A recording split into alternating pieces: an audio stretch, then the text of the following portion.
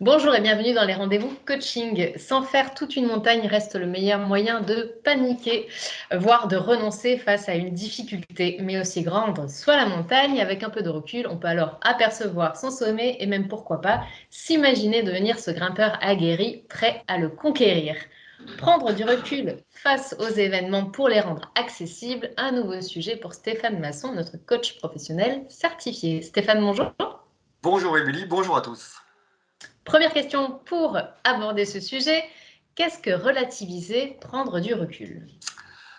Relativiser, prendre du recul signifie simplement s'extraire d'une situation en général préoccupante, s'extraire de la rumination que cette situation peut générer en vous, de jour comme de nuit d'ailleurs, et s'extraire des émotions induites. Alors cela permet dans un premier temps de se mettre au calme pour mieux réfléchir, pour trouver des solutions avec la tête froide, et dans un second temps de pouvoir passer à autre chose et de profiter pleinement, être en pleine conscience, un sujet dont on a déjà parlé ici ensemble, Émilie, profiter d'autres situations de la vie comme de vos loisirs, hein, basiquement, des moments de partage avec vos amis, votre famille ou encore en couple. Donc Stéphane, pourquoi relativiser, prendre du recul? Prendre du recul permet de se mettre au calme et de faire cesser le bruit, voire le vacarme qui règne dans votre tête lorsque vous êtes en proie à des soucis, et de ne pas prendre de décision pour agir sous le coup de l'émotion trop rapidement, hein, sans réflexion. Alors cela permet de sortir de l'espace problème pour se mettre en mode solution sereinement. Prendre du recul, c'est aussi accepter de ne pas s'inquiéter pour les choses pour lesquelles vous n'avez pas d'emprise, comme par exemple se faire du mouron pour des épisodes plus ou moins heureux du passé, pour lesquels les jeux sont faits, et pour des événements de l'avenir que vous ne maîtrisez pas du tout. Donc, pas de raison de se faire des soucis, restez dans l'instant présent.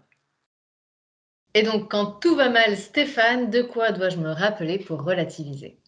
Le stress et les problèmes agissent sur vous de façon insidieuse et dans ces cas, vous vous trouvez un petit peu démuni, sans ressources et sans savoir comment vous sortir de cette espèce de spirale infernale, car vous êtes submergé par vos émotions. Prendre du recul veut donc dire d'abord s'extraire de ces émotions, en tout cas de leurs effets indésirables, car ils limitent votre capacité de réflexion. Donc, la priorité des priorités est de retrouver ces esprits, c'est-à-dire sa capacité de réflexion en se mettant au calme.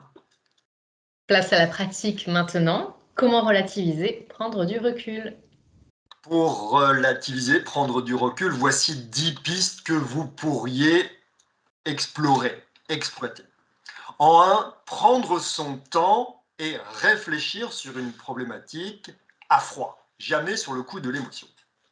En deux, discutez-en avec des personnes les plus neutres et bienveillantes possibles, bien sûr, sans revivre la problématique. En trois, sortez du rôle de l'acteur victime. En quatre, observez la problématique comme si c'était celle d'un autre, en mode spectateur critique. En 5, acceptez les choses telles qu'elles sont sans dramatiser, surtout quand vous ne pouvez plus rien faire.